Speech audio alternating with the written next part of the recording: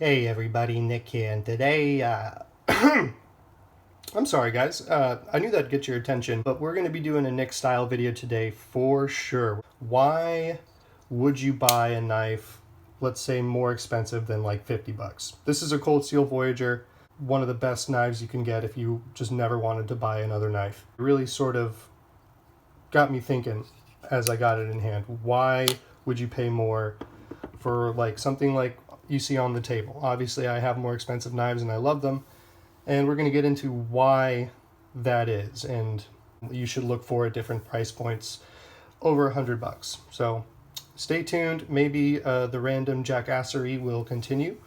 So yeah, hope you enjoy it. All right, so everybody has their reasons for collecting knives. My collection sort of idea is I don't want tons of knives in my collection. I want to be able to carry and use everything. I'm not about the hunt per se, but I am constantly on the hunt for significance sort of in my collection. So I like to keep my collection small. I don't buy knives, I buy the maker. I buy you as a maker, as a manufacturer, as a brand. So I'm hoping that this video will reach people that sort of feel the same way. So what we're going to do is going to go through some of the different price points of, pocket knives in general. I'm going to go through what I particularly look for subjectively, and then what you should be looking for objectively in those different brackets. So for the $50 to $100 range, Cold Steel, they do excellent work in that arena. I mean, pretty much anything you get from them in all their price ranges are going to be well built, well made. Some of the designs, yeah, they're huge and they are a little polarizing, but if you're looking for one of the best intersections of value and material and use, I would say these two would be excellent choices. The Voyager and the Code 4 are some of my very favorite pocket knives. Another brand that I would recommend looking into, if you haven't, is Civivi. Civivi does excellent work as well, but this is a brand that you would want to look for if you're into fidgeting more so. I get pretty excited when I see a design and something that's well made and with good materials like this 9CR coming out. So that's the $50 to $100 price point. You're going to want to look for things like build quality. Cold Steel has, arguably the strongest lock on the market, and you're going to want to look for design. If a knife looks cool, that's like one of the most important things. So the design has to be something that's cool to use, something that's easy to use, has good ergonomics, all that stuff. And then you want to be in the right price and value curve. So AUS 10, which is the steel, the FRN handles, and the triad lock, I think is an excellent bargain for like just under 60 bucks here. And then one of the best examples of this price and value sort of cross section would be the Code 4, in my opinion, just like I mentioned earlier. So the next price point we're going to get into is going to be like the $100 to $300 price point. You have a lot of variety here. So at these price points, you're going to want to look for something like quality control, the manufacturer warranty, the manufacturer build quality, stuff like that. For instance, so Spyderco has excellent build quality. They're made in America. The PM2 and the Para 3. Taichung factory does excellent work, but their Chinese factory has pretty awful quality control. So if you're looking at a Spyderco knife, and I would recommend Spyderco as a brand if you're into the hunt, if you're into collecting and customizing your knives, Spyderco has a lot of aftermarket stuff and a very receptive community for that kind of an obsession. And I do admit it is kind of an obsession. I love seeing Para 2s and Para 3s customized, Shamans, all the stuff that Spyderco releases is really awesome. And their build quality is relatively consistent on their Para 2s. I have had a couple of uneven grinds on a Shaman before, but let's see if that gets repaired. I got a Shaman on the way, so Spyderco is a great option to go with. It's very popular. Another brand that isn't really doing much now, but has done in the last couple of years, is Drop. Drop has had some of the most high value pieces around, and I don't know why they're kind of falling off. They're kind of falling off, and it's kind of ticking me off. But as far as titanium frame locks, The Keen by Mastrop and Ray Laconico is a really excellent choice. And this is an example I keep in my collection for tolerances and manufacturing quality and just a really well thought out, solid minimalist design. I mean, this is pretty much everything I could want in a titanium frame lock. So I have it in my collection. You jump up, so the standard pair of twos are like about 150 to like $200 for the S110V version. And then you have all those sprints which influence the collectability and everything of it. The Keen is going for around 150 to 170 depending on the options. I think it's still available as well. So the next one we're going to talk about is one of my favorite knives ever, is the ProTech and Drop and Ferrum Forge designed Mordax. The reason I love this knife so much is the design is one of those designs that's timeless. You can see this in any era being just a useful tool in somebody's pocket, and it's timeless but also futuristic, which is really something that Elliot of Ferrum Forge does incredibly well. Ferrum Forge has a lot of designs, but unfortunately a lot of them are in titanium frame locks. And so once this started getting announced and coming on the market, I was super excited, and it's definitely something that I'm going to have in my collection. The action is absolutely incredible, and it's a great knife. It's built by ProTech. ProTech is a brand that I stand behind. Their customer service and their transparency as a company is really, really good, and one of the best in the industry. They're all made in the USA. It's something that matters to a lot of people, me included. I prefer stuff made in my home country, but I do not discriminate with high build quality either. So one thing about ProTech that I do absolutely admire and respect immensely is they will admit that they do when they do something wrong, and they do take steps to fix that. I know the first couple runs of these Mordaxes were ground not very well, and this is actually a reground blade by BGM Knives on Instagram. But after the social media guy behind ProTech, he hit me up, or actually I hit him up a while ago, and I showed him the uneven grinds on some of the Mordaxes, and he was on top of it.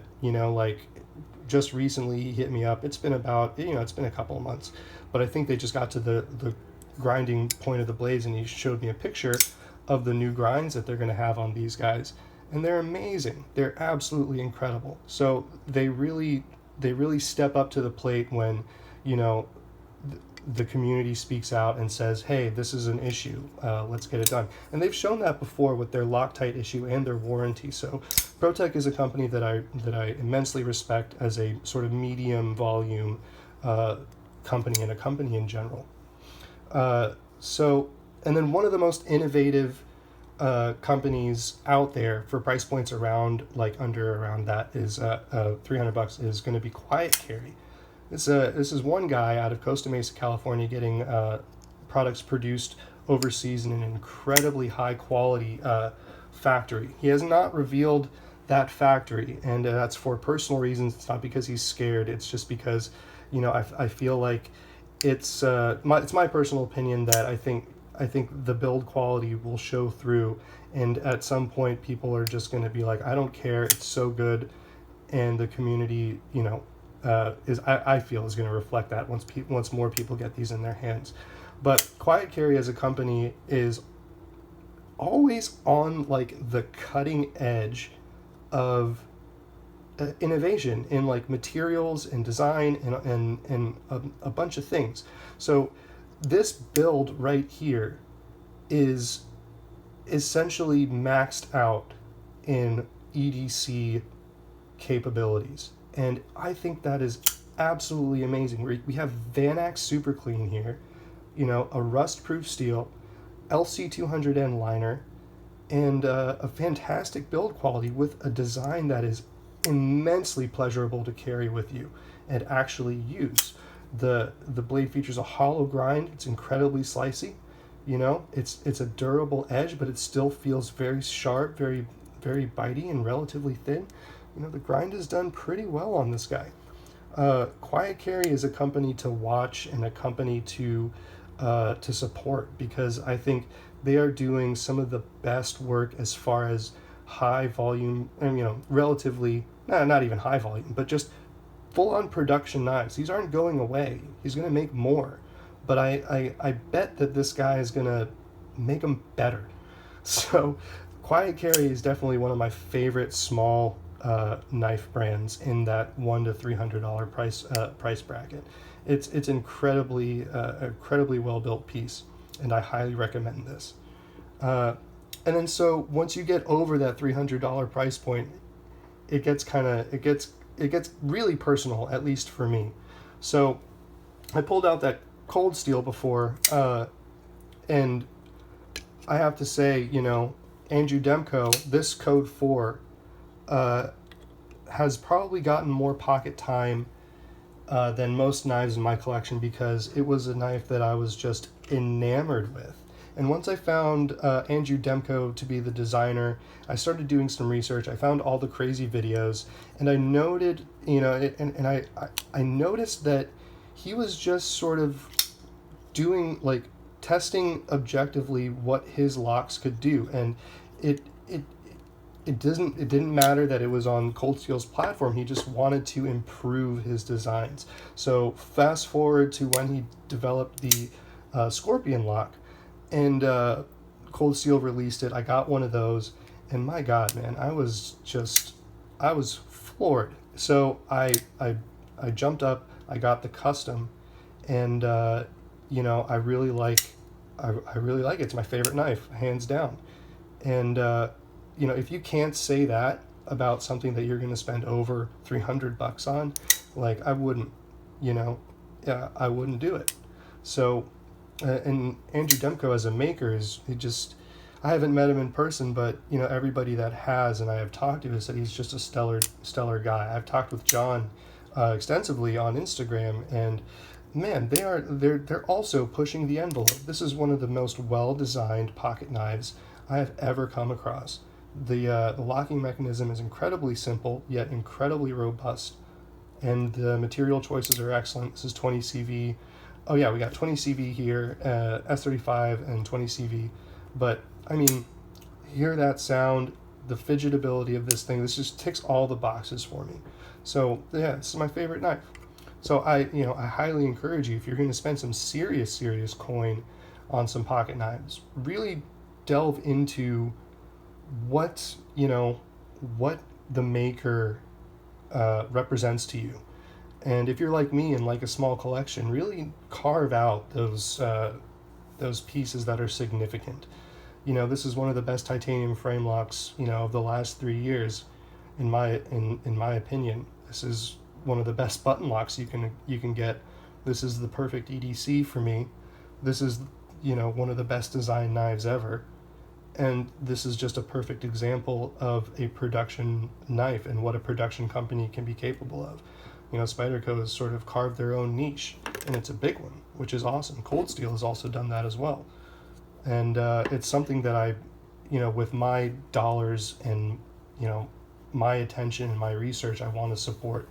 I want to support innovative makers, innovative manufacturers, innovative designs, and innovative materials.